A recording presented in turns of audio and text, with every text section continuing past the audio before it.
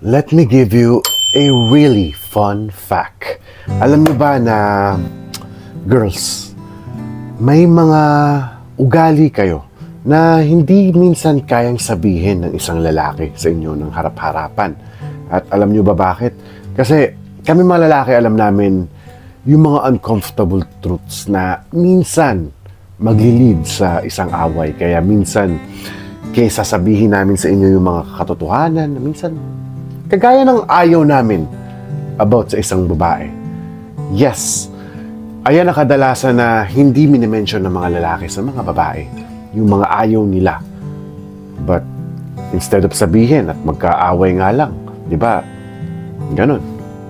Alam naman kasi namin mga lalaki na kapag inamin namin yung mga uncomfortable truths. Kunyari, ayoko ng ganyan sa'yo, ayoko ng ganyan.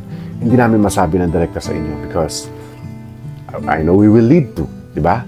Baka mawala yung labing-labing, mawala yung lambing mo, magtampo ka sa kanya, siya rin na mahihirapan. Kaya nandito ako para sabihin sa inyo yung mga ugali nyo na ayaw ng isang lalaki sa babae. Pero bago yan, kung bago ka pala dito sa akin channel ay do not forget to subscribe to my channel muna. Kung bagong-bago ka pa lang, bago mo ko iwanan, malamang napadaan ka lang sa wall mo, nakita mo to at nangangailangan ka ng advice, so maybe nag-search ka. At sa may mga luma na rin tayo mga subscribers, kaya hello po dyan sa mga loyal subscribers natin. Kaya kung bago ka pala mag-subscribe ka, and also maya-maya pag nagustuhan mo itong ating video ay huwag mo rin kalimutang i-like para tumaas pala ang algorithm natin sa YouTube. At maya-maya po, sa kalagitnaan po ng video natin, ay meron po tayong shoutout section kung saan ay babatiin natin ang ating mga mahal subscribers. Kaya kung gusto nyo pumapasama sa ating shoutout section, ay do not forget to comment your name. Kung may birthday, anniversary, or ano pa ba? Kasal, may nangutang sa'yo, or anything under the sun. Anything. Kahit ano, sabi ko nga, ay pwede mong isulat yan. And also, may bago nga tayo sa ating Instagram account. Yan, sa Instagram account ko na nandito po. Ayan, ang Instagram account ko ay mag-follow kayo doon at magkakaroon din tayo is imamay day ko kayo. Yung mga pangalan ng mga bagong subscribers, lumang subscribers, imamay day ko kayo doon sa aking Instagram para as a shoutout na rin. Diba? Kung may na-miss man ako dito sa YouTube. Kaya follow my Instagram at Yuli Leonor. Nandiyan na po sa description box sa ilalim yung kiklik nyo na lang, dadalhin na kayo sa aking Instagram. Or kung wala kayo Instagram, mag-download na kayo sa application store. Libreng-libre lang po yan. So without no more further ado, let's go to our main topic for today. Mga ugali na ayaw ng lalaki sa isang babae. Number one is yung binoboss mo siya around. Yung binobossing mo siya. Diba? Para tinatalo-talo mo siya. Girls, alam niyo ba na lalaki ang may gusto ng pagiging boss? Yes, nasa nature na po namin yung pagiging bossy. Kasi back in the day, we are kings, di ba? Kami tagapagtanggol. Physically, kami nakikipaglaban. So, di ba, kailangan ng authority at hindi mo siya kailangan i-boss. We hold the authority on that one to protect you. But, if the other way around, kung binobossing mo siya, sinisigaw-sigawan mo siya, di ba? Hoy, kunin mo nga yung ano dyan, kunin mo nga yung mga ganon, bagay. Girls, maliban na lang kung batugan nga naman talaga yung boyfriend o asawa mo. Well, he deserves that also. He deserves that. Lalo na kung babae yung nagpo-provide sa, nakakahiya yun. Kung babae yung nagpo-provide sa family nyo, di ba? Tapos, pahila-hilata lang dyan sa mister, yeah, deserve nyo yun. Iba naman to. Kapag meron siyang proper na trabaho, mo-provide siya, but binobossing mo siya, and also maybe may nagawa nga siyang kasalanan, but yeah, if you forgive him, you forgive him, okay? But if you're bossing that guy around, parang tinatapik mo yung ego niya, parang binababa mo talaga yung ego niya, which is ayan na lang ang meron ng isang lalaki. So admit man nila yan or hindi, but deep inside, sa kaloob-looban ng lalaki na hindi nila masabi na ayaw nilang binobossing sila. Up next is yung ninanag mo siya. You are a nagger. Yan, kapag ganyan ka nga. Kasi girls, as I said, kung yung lalaki naman ay may sense of responsibility sa kapangangatawan niya. Di ba? Kung responsible naman siya sa family mo at ginagawa naman niya lahat for the family, ano pa naman yung huwag mo na lang siyang inag? What if, di ba, kung gusto niya lang makipag-bonding sa mga tropa niya or kunyari may gusto siyang puntahan na gusto niya siya lang mag-isa kasi kami nga mga lalaki, as I said sa dating mga video, ay kailangan namin ng peace. Kailangan namin ng me time din minsan. It doesn't mean na hindi naman ibig sabihin na hindi na kayo mahal. Di ba? Kailangan din namin yan ng me time. Kaya ayan. So, pag ninanag mo siya, saan ka na naman pupunta? Ha? Kakarating mo na ng bahay, saan ka na pupunta? As I said, kapag hindi siya financially responsible sa family niyo or hindi siya nagpo-provide, I think, in a sense, he deserves that one. Pero pag hindi, I mean, nagging, huwag mo nang gaganunin yung mister mo. And also, kapag ginaganon mo man siya, may nanonood man dito na ninanad palagi yung partners nila, ang laki ng possibilities na hindi niya talaga i-admit sa'yo yan. Kasi nga, nakita niya na, di ba, may sinasabi nga tayo na dragon yung misis ko, dragon. Yung mga ganon. And for me, as a guy, pag ako nakarinig nun, nagbubunga ng asaran nga minsan, di ba? Dragon yung asawa mo, takot ka naman. For me, hearing that one, parang something wrong with the guy. Di ba? Kasi alam ko, girls, kayo, naa-attract kayo sa mga masculine na lalaki. Di ba? Na-attract kayo sa mga masculine na lalaki. So, kung pag ganyan-ganyan yung, yung mister mo, di ba? Takot sa, hindi siya impressive hindi siya impressive. So, if a guy is financially responsible at nagpo-provide naman siya, kung may gusto siyang puntahan, as long as alam mo naman sa sarili mo na wala naman siyang gagawing masama, do not nag that guy. And before we move on to our next topic, ay babatiin muna natin ang ating mga mahal na subscribers na nagpapa-shoutout since last week na sina Eric Arol, hello po. Kay Ellen Espino, hello.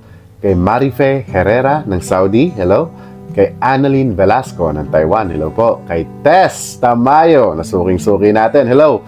Kay Maria Lourdes Jimenez ng USA, napapunta na raw dito sa Korea. I think nabasa ko siya. May 31 daw, papunta na siya dito. Yan. Sana magkita-kita tayo, Maria Lourdes Jimenez, dito sa Korea. Kay Adeline Kitor Kapada, hello. At kay Arneline Cabanyas ng Oman. Yan guys, kung gusto nyo pumapasama sa ating shoutout section, again, uulitin ko sa Instagram, i-follow nyo ako doon, makikita ko naman kung sino nagpa-follow sa akin palagi sa Instagram at isasama ko kayo sa story. My day ko yung mga pangalan ninyo, yung mga bagong subscribers, anything. So follow me on Instagram. And kung gusto nyo mapasama sa ating shoutout section, do not forget just to type in yung mga gusto nyo pabati, okay? Yung mga, as I said nga kanina, yung birthday, anniversary, or etc. Kahit ano naman dyan. So, just keep on commenting para tumaas palalo yung algorithm at mapasama kayo sa shoutout section next week. So, let's go back to the video. Mga ugali na ayaw ng lalaki sa isang babae. Up next is yung no support. Hindi mo siya sinusuportahan. Diba? If he's working hard, parang napakita mo na sa kanya na dapat lang, trabaho mo yan gawin mo yan. Parang ganun yung pinaparamdam mo sa kanya. He's not appreciated sa ginagawa niya. And kami naman kasi mga lalaki girls, kailangan rin naman namin ng support. And your number one thing na kailangan mong gawin dyan is be a cheerleader. There's nothing wrong with that. Be a cheerleader to your husband or maybe sa ka-live-in mo na boyfriend. Pero mga bago-bagong relationship doesn't count, I think. It doesn't count. Kasi it has more to go. Mga bago-bagong relasyon. But I'm talking about sa mag-aasawa na or magka-live-in na nakatira na sa isang bubong walang anak or may anak. That guy, if he's working hard and may mga pangarap siya sa buhay and pangarap sa family niyo, he needs a cheerleader sa buhay niya. So kung wala kang suporta, as I said, di ba? Kung wala kang suporta sa kanya, hindi niya yan sasabihin sa'yo directly. Of course, he don't want to offend you.